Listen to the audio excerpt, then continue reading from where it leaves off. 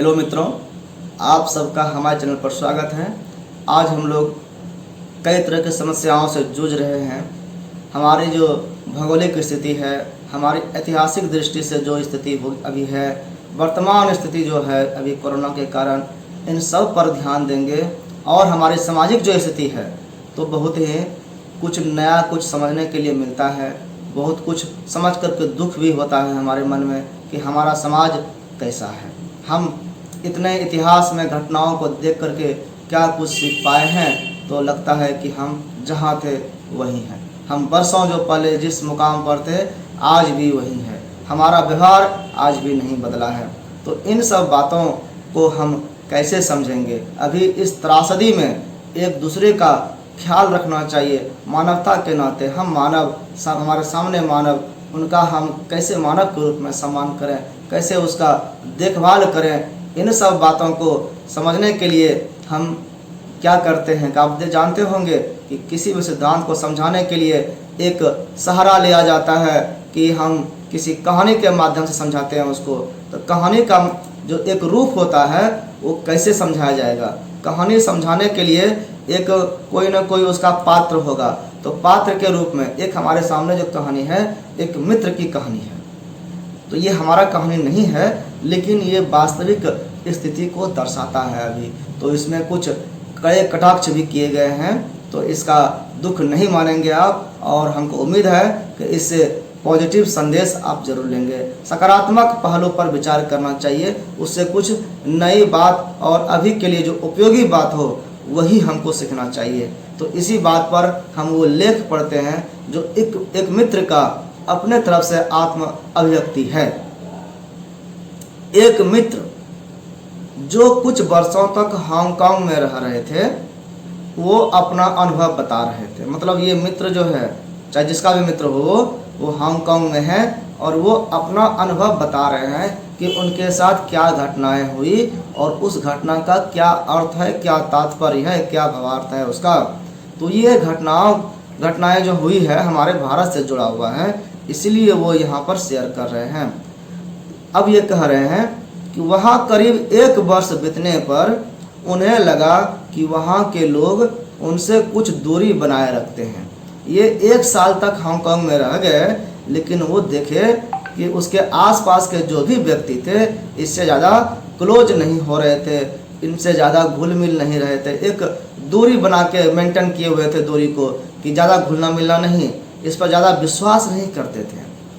तो ये उन्होंने इसको अनुभव किया। बस काम से काम मतलब रखता था। किसी ने उन्हें अपने घर नहीं बुलाया। 1 साल हो गया, इसने किसी का कुछ नहीं बिगाड़ा है, सबसे अच्छा से बात कर रहा है, फिर भी इससे कोई दोस्ती नहीं, कोई किसी से आत्मीयता संबंध नहीं, कोई घर नहीं बुला रहा है। तो ये इनको कमी खला। उन्हें यह बहुत अखर रहा था। तब आखिर एक दिन एक पड़ोसी से उन्होंने पूछ ही लिया, जो करीबी थे, थोड़ा सा ज़्यादा क्लोज थे, उनसे पूछ लिया। तो वो थोड़ी टाल मटोल करने के बाद एक सवाल कर दिए। उसने बताया कि उससे हमारे मित्र का तो होश ही उड़ गया। ऐसा सवाल उसने किया, ऐसे इतिहास को सामने रख दिया कि इसका होश उड़ गया। तो क्या उसने कहा था?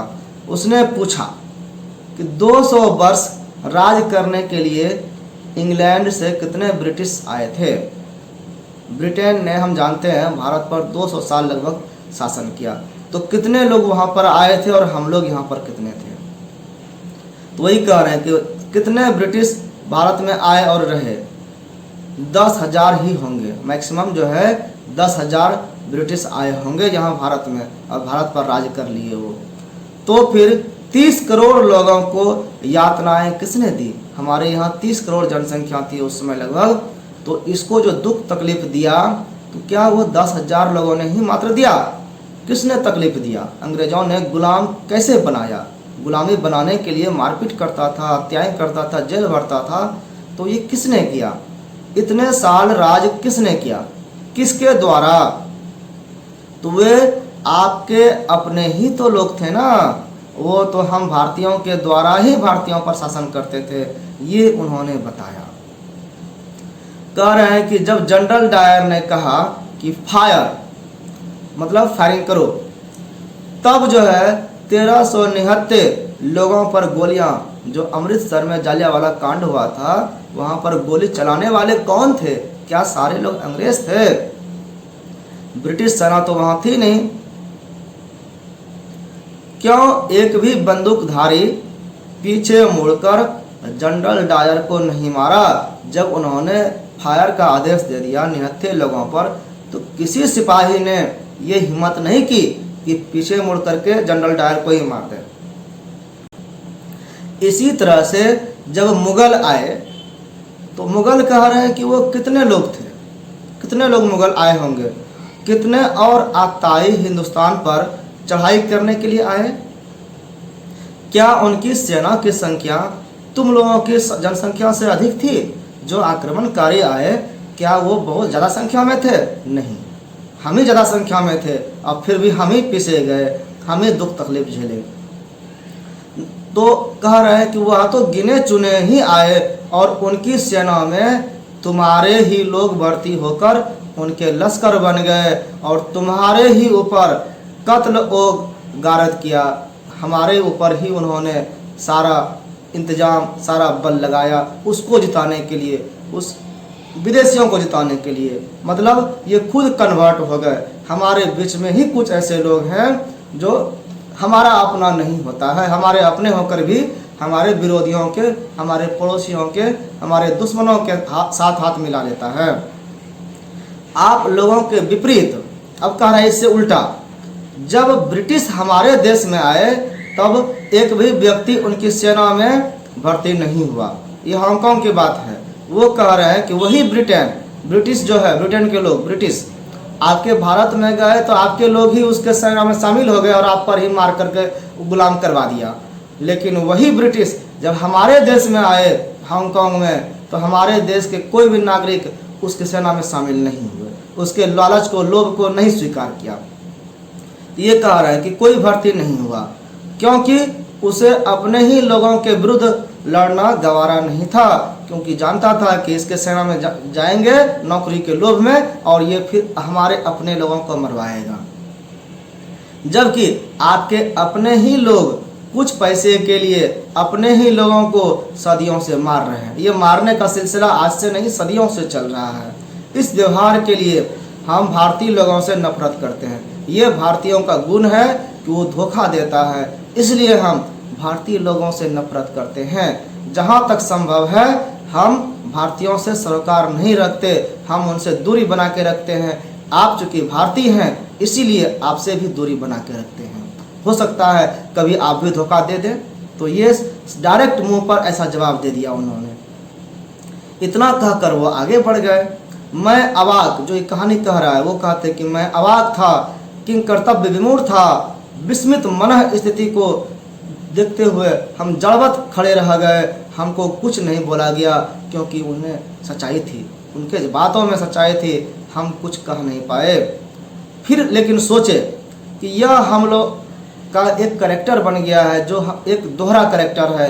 हम सही अपने चरित्र को दिखा नहीं पा रहे हैं, हमारा जो सिद्धांत था उस पर हम चल नहीं पा रहे हैं, हम भटक गए हैं। बिना सोचे समझे हम पूरी तरह से बिकने के लिए तैयार रहते हैं।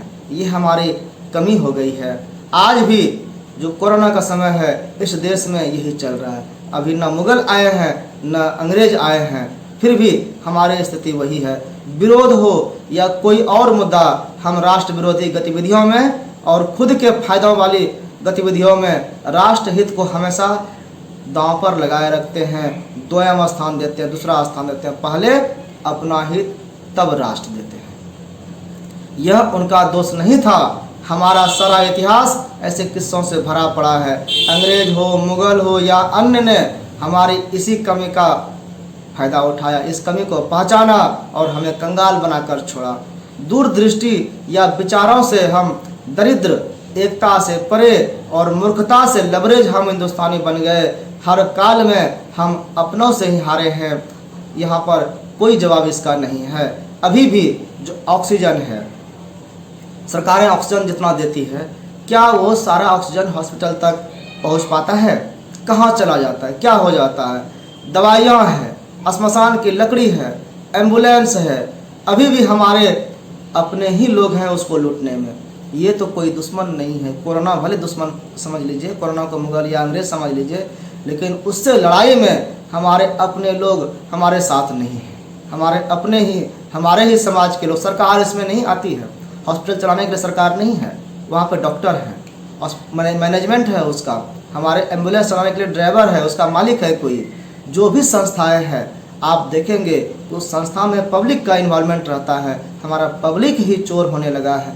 थोड़ा सा किसी को अधिकार मिलता है तो चोर हो जाता है, वो खुद लूटने लगता है। जन कल्याण की बात, जनता की भलाई की बात को भूल जाता है कि हम मानव हैं, हमारे जैसे ही कोई गरीब मानव है उसका भी भला हो। हमको जितने ऑक्सीजन की आवश्यकता है उनको भी उतना ही ऑक्सीजन चाहिए जीने के लिए, खाना उसको भी चाहिए। लेकिन हम क्या करते हैं, कंट्रोल में राशन में जितना अनाज मिलता है हम लूटने लगते हैं।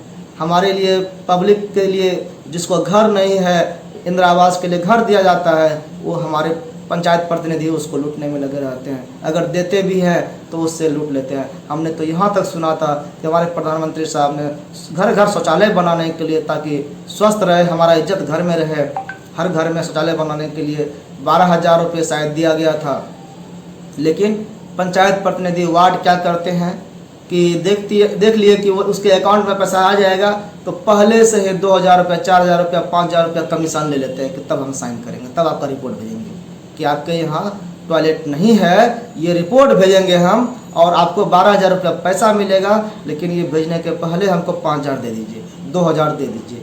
तो ये तो लूटपाट है। ये लूटने हमारे प्रतिनिधि हमारे गांव के, हमारे पंचायत के होते हैं, बाहर से कोई नहीं आता। तो जनप्रतिनिधि भी वही काम कर रहे हैं लूटने का। ये तो हमारे अपने थे, इनको तो हमने चुना था, ये तो हमारे काम आते, लेकिन नहीं, ये हमारे बदनसीबी, हमारे अपने ही लोगों ने हमको लूटना शुरू किया, तो हम कहाँ से बचेंगे। तो ज़रूरत है कि हम खुद को पहचाने, अपने अपनों को पहचाने, तो फिर परायों से कोई तकलीफ नहीं है, पराये लोगों को कोई मतलब नहीं है। आप देखेंगे कि आपका दुश्मन आपका अपना ही होता है। तो हम कोशिश करें, अपने से शुरुआत करें कि हम किसी का दुश्मन नहीं बने, और ये जब सब लोग प्रयास करेगा तो कोई किसी का दुश्मन नहीं बनेगा। जान का दुश्मन बनने से कुछ नहीं हासिल होता है। तो इन विचार के साथ आप सबका बहुत बहुत धन्यवाद। आपने हमारे वीडियो को सुना, लाइक एंड शेयर कर दें प्लीज़, और चैनल पर जो भी आया पहली बार सब्सक्राइब कर दें।